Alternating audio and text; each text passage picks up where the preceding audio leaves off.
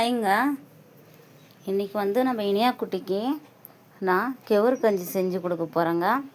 அந்த கெவுரு கஞ்சி எப்படி செய்கிறதுன்னு சொல்கிறேன் வாங்க. கெவுரு கஞ்சி எப்படி செய்கிறதுனா, அது கெவுரு சத்து மாவுங்க.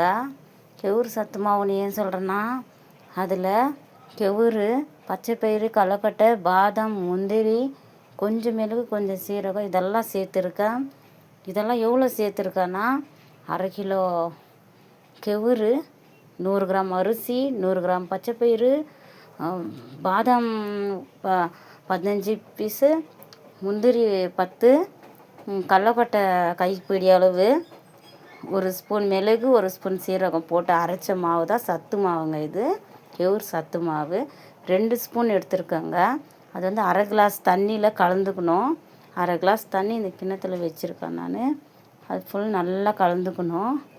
கட்டி கட்டி இல்லாமல் வடித்து நல்லா கலந்துட்டு, ஒரு பக்கம் திக்ஸால் 1/2 கிளாஸ் தண்ணி ஊற்றி நல்லா காய வைக்கணுங்க. சூடாகணும்.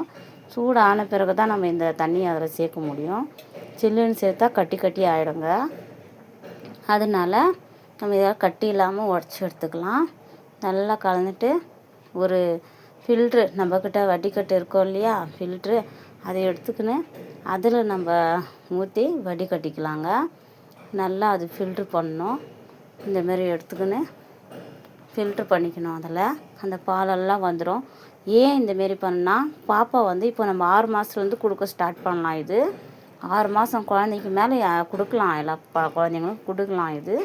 ஆனால் ஒரு நாளைக்கு ஒரு டைம் தான் கொடுக்கணுங்க. அப்புறம் 1 விட்டு 1 நாளும் கொடுக்கலாம். பாப்பாவுக்கு வந்து அந்த திப்பை ஏதாச்சும் போய் அடிச்சுக்கும். அப்புறம் மோஷன் பண்ண முடியாமல் கஷ்டப்படவும் தான் நம்ம இந்தமாரி ஜல்லடை பிடிச்சி செய்கிறோம். அதுக்கு நல்லா சாப்பிட்றதுக்கும் நல்லா நைஸாக போகணும் இல்லை தொண்டைக்கு. அதனால் இந்த தொக்கெல்லாம் எடுத்துடுறோம். நம்ம இதெல்லாம் எடுத்துக்கலாங்க. நல்லா ஃபில்ட்ரு பண்ணிட்டேன். இப்போ நம்ம இது வந்து அந்த தண்ணி, காஞ்ச தண்ணி இருக்குது இல்லையா, அதில் சேர்த்து நல்லா கலரி விடணுங்க. நல்லா கட்டி கட்டியாக ஆகாமல் கலரி விடணும். 10 நிமிஷம்தான் நம்மளுக்கு இந்த ரெசிபி ரெடி ஆகிடும். பாப்பாவுக்கு சீக்கிரமாகவே நம்ம செஞ்சு கொடுக்க முடியும். இது ஒன்று செஞ்சு வச்சிங்கன்னா ரொம்ப நல்லது. குழந்த இருக்கிற வீட்டில் 6 மாதம் மேலே கொடுக்கலாம். நம்ம எல்லா குழந்தைக்கும் கொடுக்கலாம். ஆனால் 1 விட்டு 1 நாளும் கொடுக்கலாம், டெய்லியும் கொடுக்கலாம். ஆனால் டெய்லி கொடுக்குறதுனா ஒரு டைம் கொடுங்க போதும். இது ரொம்ப ஹெல்த்தி ஃபுட்டு. இது நம்ம வீட்டிலே ரெடி பண்ணுற ஒரு சாப்பாடு, உணவு. இந்தமாரி கட்டி கட்டியாக ஆகும்போது நம்ம கலரி விட்டுக்கணும். கலரி விடணும். கலரி விட்டு அது 10 நிமிஷத்தில் நம்மளுக்கு வெந்துடும். ஸ்லோ வச்சுக்கணும். ஸ்டவ் ஸ்லோ வச்சுக்கின்னு செய்யணுங்க. கலரி விட்டோம்னா வெந்துக்குன்னு வரும். வெந்துக்குன்னு எப்படி வெந்துச்சான்னு கண்டுபிடிக்கணுன்னா, நம்ம கையை வந்து தண்ணியில் தொட்டுக்கின்னு இது வெந்துட்டுருக்கோம் இல்லையா, அதை அந்த ஸ்பூனில் அப்படியே எடுத்துகிட்டு தொட்டு பார்த்தோம்னா அந்த நம்ம விரலில் ஒட்டாதுங்க. ஒட்டாத வந்தாக்கா வெந்துருச்சின்னு அர்த்தம். ஒட்டினாக்கா வேவலைன்னு அர்த்தம். அப்படி பார்த்து நீங்கள் வேக வைக்கலாம். இல்லை ஒரு 10 நிமிஷம் வேக வச்சா போதும், உங்களுக்கு வெந்துடும்.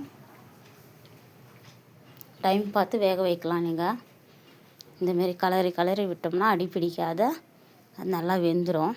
அடி மட்டும் பிடிக்கவே கூடாது. அது பார்த்துக்குங்க. கொஞ்சம்